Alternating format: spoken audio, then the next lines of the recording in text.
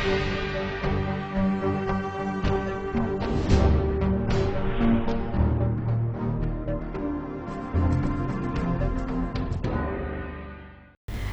Vindhya times में आपका स्वागत है और आपके साथ मैं श्रेया हाजिर है आज की बुलेटिन की खबरों के साथ। पहली खबर की बात करते हैं।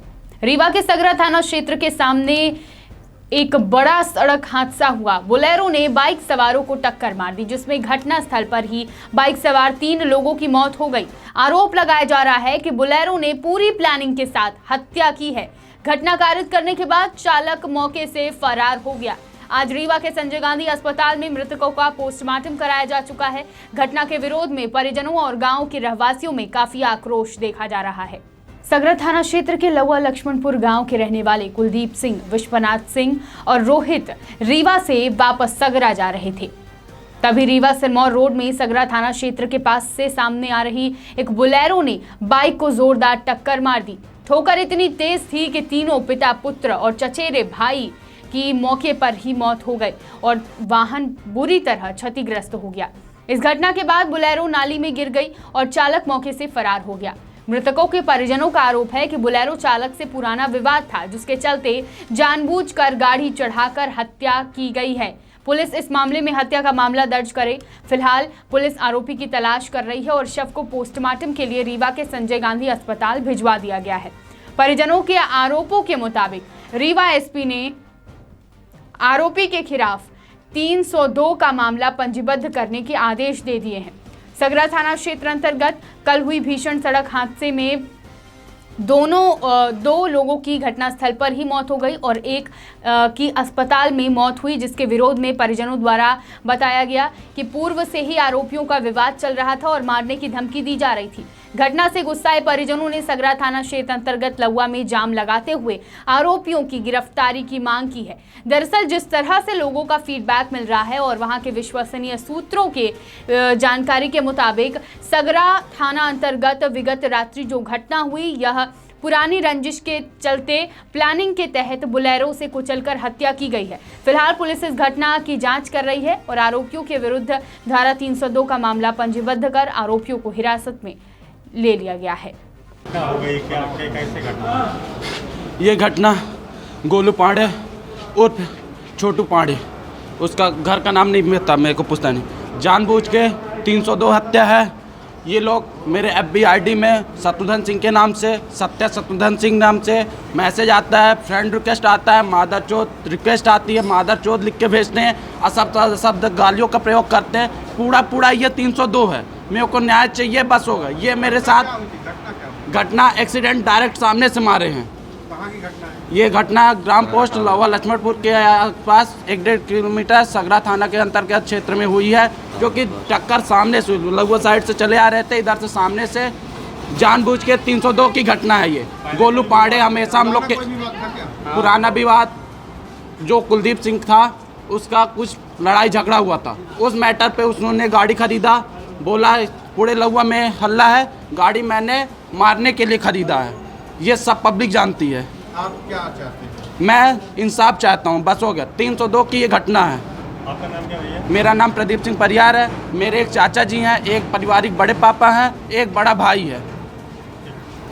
घटनास्थल पर अवलोकन करने के बाद ऐसा प्रतीत हुआ, ऐसा स्पष्ट रूप से दिख रहा था कि आवेदक इन पर आरोप में तथ्य हैं, क्योंकि लेफ्ट से पूरा लेफ्ट साइड जो अपनी साइड से जा रहा था और मौके पर उपस्थित एक साक्षी ने ही बताया, अचानक से गाड़ी टर्न हुई है, इनको टक्कर मारती हुई। गाड़ी ये राइट साइड से आ रहे थे, अपनी साइड से थे, टर्न करती हुई जाके और सड़क के नीचे गड्ढे में गिर गई, जिसमें 2 लोग मौके पर जिनकी डेथ हो गई थी। एक घायल थे, उनको अस्पताल लाया था, वहाँ उनकी डेथ हो गई। इस मामले में आश्वस्त होने के बाद हमने हत्या का अपराध कायम किया। आरोपी भी की कुछ गिरफ्तारी? एक जो आरोपी वाहन चला रहा था, उस आरोपी को गिरफ्तार। रीवा जिले में इन दिनों बढ़ते हुए अपराध यह दर्शा रहे हैं कि आरोपियों में कानून का जरा भी खौफ नहीं रहा। आज रीवा के सिविल लाइन थाना क्षेत्र अंतर्गत एक दुकान में लुटेरे ने दिन दहाड़े लूट की घटना को अंजाम दिया। बता दें, ढेकाहा तिराहा में संचालित खुशी मोबाइल में आरोपी युवक सामान लेने के बहाने दुकान में जा पहुंचा। आरोपी के द्वारा मोबाइल की दुकान में चार्जर की मांग की गई, लेकिन आरोपी युवक चार्जर लेने के बजाय महिला के गले से चेन लूटकर फरार हो गया, जिसकी शिकायत महिला के द्वारा सिविल लाइन थाना में की गई। यह घटना सुबह तकरीबन 8 बजे की है। रीवा में इन दिनों लूट की वारदातों में इजाफा हुआ है। यह पूरा घटनाक्रम सीसीटीवी कैमरे में रिकॉर्ड हो गया, जिसके आधार पर पुलिस जांच कर रही है। हमरे दुकान में आए खुशी मोबाइल ढेकहा में घटना बहुत सामान मांगी, चार्जर लिहिन, चार्जर न लेके हम बैठे रहें तो हमारा चैन छीन के भाग गया। अभी तो कौन है 8:30 बजे। कितने लोग थे, कितने लोग? बस 2 आदमी रहे, काहे से आए थे? वाइफ से आए हैं। हाँ या दुकान के अंदर की घटना? नहीं, हाँ दुकान के अंदर घटना, गाड़ी सड़क में ठाड़ रही है। आम जनता के हितों और उनके अधिकारों के लिए, सुरक्षा के लिए सरकारी प्रशासनिक व्यवस्था को सुदृढ़ करने के लिए एक से एक अफसरनुमा अधिकारियों और उनके विभागों में कर्मचारियों को तैनात करती है। लेकिन जब वही कर्मचारी जनता की मुसीबतों का निराकरण करने के बजाय उनकी समस्याओं को बढ़ाने का काम करे तो क्या होगा? दरअसल रीवा में इन दिनों पोस्ट ऑफिस के कर्मचारियों का तानाशाही रवैया देखने को मिल रहा है। रीवा के पुराने बस स्टैंड स्थित पोस्ट ऑफिस में कर्मचारियों में भी एक की दादागिरी देखने को मिल रही है, जहां कई व्यक्ति स्पीड पोस्ट के लिए लाइन में लगे हुए थे, साथ में कई बुजुर्ग भी थे। लेकिन कर्मचारियों के द्वारा कोरोना संक्रमण का लिहाज करते हुए बूढ़े और बुजुर्गों का भी ध्यान नहीं रखा गया और कारण पूछने पर बदतमीजी की गई। अब आप बताइए कि इस सूची के अधिकारी कर्मचारी तानाशाही रवैया अपनाएंगे तो आम जनता का काम कैसे चलेगा? कोरोना काल में 2 दिन बाद नवरात्रि का पर्व शुरू होने वाला है। लोगों को इस बात की खुशी है कि नवरात्रि आ रही है और साथ ही इस बात की राहत भी है कि सरकार द्वारा नवरात्रि के पर्व में छूट दी गई और गाइडलाइन के अनुसार ही यह पर्व मनाना है। इन सब के बीच आज हमारी टीम उन मूर्तिकारों के पास पहुंची जो मूर्तियां बनाने का काम करते हैं। मूर्तिकार से बात करने पर उन्होंने बताया कि कोरोना वायरस ने इस बार उन्हें आर्थिक रूप से काफी नुकसान पहुंचा है। बाजार में हर सामान महंगा मिलने के कारण उन्हें परेशानी हुई। पहले के मुकाबले इस बार कम मूर्तियां बनाई गई।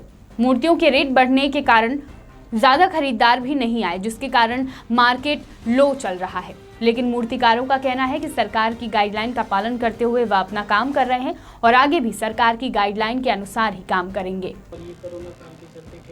कोरोना काल के चलते हुए मार्केट बहुत ही लो है, मतलब 100 में 75% लो है, 25% मार्केट है, सोच लीजिए। पहले आप कितनी बनाया करते थे? पहले पिछले साल हम बनाए थे 1100 मूर्ति, इस साल हो गया 100-200। उस पे भी ऑर्डर कितने आपको मिले? हो गया लगभग, हमारी मूर्ति सब बुकी हैं, 20-25 तो खाली हैं, सब मूर्तियाँ बुक हैं। क्या क्या सुविधा हुई आपको? कठिनाई बहुत सी, सब है, सामान महंगा है, कुछ भी लेने जाइए मतलब जस्ट डबल रेट है। अब हम लोग मूर्ति में बोलते हैं कि भैया ये 10,000 की मूर्ति इस बार 15,000 की, तो कस्टमर पैसा नहीं देते हैं, बोलते भैया इतना महंगा आप दे रहे हैं। अब वो ये नहीं जानते कि हम लोग 4 महीने से लगे हुए हैं, फिर इसके बाद सामान जितना आता है सब महंगा है। इस साल कलकत्ता से तो सामान आ नहीं रहा है, जो यहाँ मिल रहा है वो बहुत महंगा है सामान। क्या करें आदमी, अब काम चालू किए तो उसको तो कंप्लीट ही करेगा। मूर्तियाँ हो गए बुकी हैं, लगभग 20-25 तो खाली है। कितना आपको नुकसान हुआ? अरे इस साल बहुत नुकसान हुआ भैया, पिछले साल वैसे ही नुकसान हुआ था 6-7 लाख का, अब इस साल ही नुकसान ही ना है। नहीं तो हमारे बांग्लादेश से आते थे, कलकत्ता से कारीगर, कम से कम 12 थे, दर्जनों भर, वो इस बार आए? एक भी नहीं आया। हो गया, अकेले जितना बनाए, वो कला है। नहीं, शासन से कोई दिक्कत नहीं, वो अपने गाइडलाइन है उनकी, वो तो जारी ही करेंगे। उनका जो नियम है भाई, नियम तो तोड़ के हम लोग काम नहीं करेंगे। लेकिन ये हमारी मूर्ति पहले ही बन गई थी, फिर भगवान की दया से, माता रानी के आशीर्वाद से गाइडलाइन आ गया कि बड़े पंडाल सजेंगे, बड़ी मूर्तियाँ भी रखी जाएंगी, तो सब इजी हो गया, कोई दिक्कत नहीं हुई जी। समाज के हित के लिए लड़ाई लड़ने वाले सामाजिक कार्यकर्ताओं को सरहंगों के द्वारा परेशान करने में कोई कसर नहीं छोड़ी जा रही। बता दें कि आरटीआई एक्टिविस्ट शिवानंद द्विवेदी सहित पत्रकारों के ऊपर भी सरहंगों ने जान से मारने की कोशिश की। मिली जानकारी के अनुसार ग्राम पंचायत चंदेह में आरटीआई की धारा 4 के तहत हो रही सोशल ऑडिट और जन सुनवाई में सामाजिक कार्यकर्ता जा रहे थे। एक्टिविस्ट शिवानंद द्विवेदी के साथ स्वतंत्र शुक्ला, प्रियेश पांडे, राहुल चतुर्वेदी व रविशंकर मिश्रा भी मौजूद थे। चंदेह सरपंच रमेश शर्मा ने अपने साथियों के साथ लाठी डंडे एवं धारदार हथियारों से हमला करने की कोशिश की। आरटीआई एक्टिविस्ट शिवानंद द्विवेदी ने हमले की जानकारी राज्य सूचना आयोग सहित जिला एसपी, एसडीओपी मनगवा सहित डीजीपी और सीएम शिवराज को ईमेल और ट्वीट कर तत्काल सुरक्षा उपलब्ध कराकर दोषियों के विरुद्ध कार्रवाई करने की मांग की है। बता दें कि आरटीआई स्थापना दिवस के एक दिन पूर्व आयोजित हुई जूम मीटिंग वेबिनार के दौरान देश के नामचीन सूचना आयुक्त श्रीधर आचार्युलु, शैलेश गांधी, आत्मदीप और मजदूर किसान शक्ति संगठन और एनसीपीआरआई के निखिल डे सहित एक्टिविस्टों ने सोशल ऑडिट और जन सुनवाई पर जोर दिया था। मध्य प्रदेश सूचना आयुक्त राहुल सिंह ने एक्टिविस्ट द्विवेदी द्वारा किए जा रहे प्रयासों, जिनमें आरटीआई को मजबूत बनाने और इसका लाभ जन सामान्य तक पहुंचाने में सोशल ऑडिट और जन सुनवाई की सराहना करते हुए मध्य प्रदेश में इसे लैंडमार्क कार्य बताया था। बेसिकली आज हुआ ये है कि हम एक सोशल ऑडिट के कार्यक्रम में जा रहे थे। ये सूचना के अधिकार अधिनियम 2005 की धारा 4 के अंतर्गत जो जानकारी साझा की जाती है वेब पोर्टल और अन्य माध्यमों से, और जो जानकारी अन्य माध्यम जैसे सीधे सूचना के अधिकार के माध्यम से जानकारी प्राप्त की जा सकती है, उसके आधार पर सोशल ऑडिट और जन सुनवाई का कार्यक्रम का दौर आजकल हमारे मध्य प्रदेश में चल रहा है।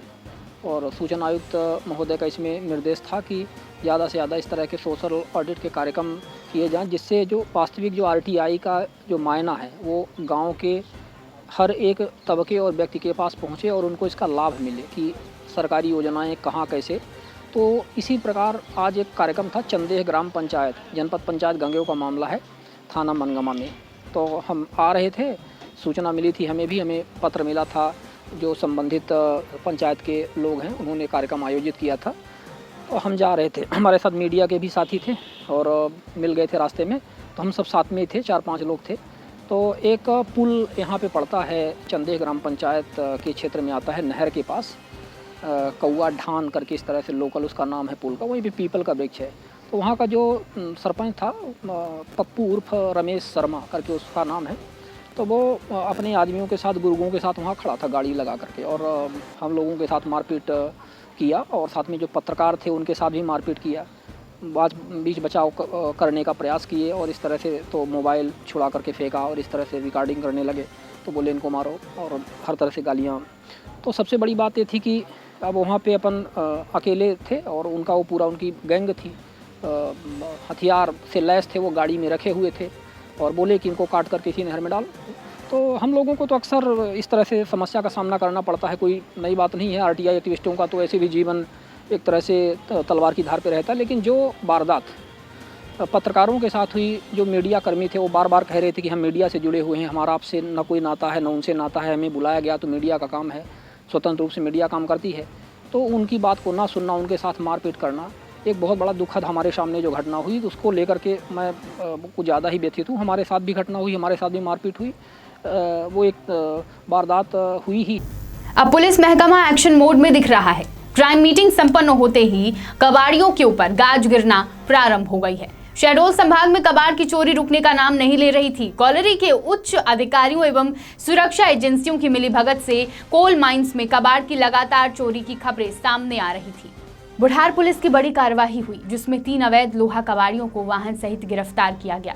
विदित है कि शहडोल जिले में अवैध कार्यों के विरुद्ध जिला पुलिस अधीक्षक सत्येंद्र शुक्ला एवं अतिरिक्त पुलिस अधीक्षक मुकेश वैश्य के द्वारा मुहिम चलाकर आपराधिक गतिविधियों को नस्तनाबूद किया जा रहा है। दिनांक 13 अक्टूबर को जिला क्राइम मीटिंग के दौरान अवैध कबाड़ कारोबारियों के खिलाफ सख्त कार्रवाई करने का निर्देश संपूर्ण जिले को दिया गया।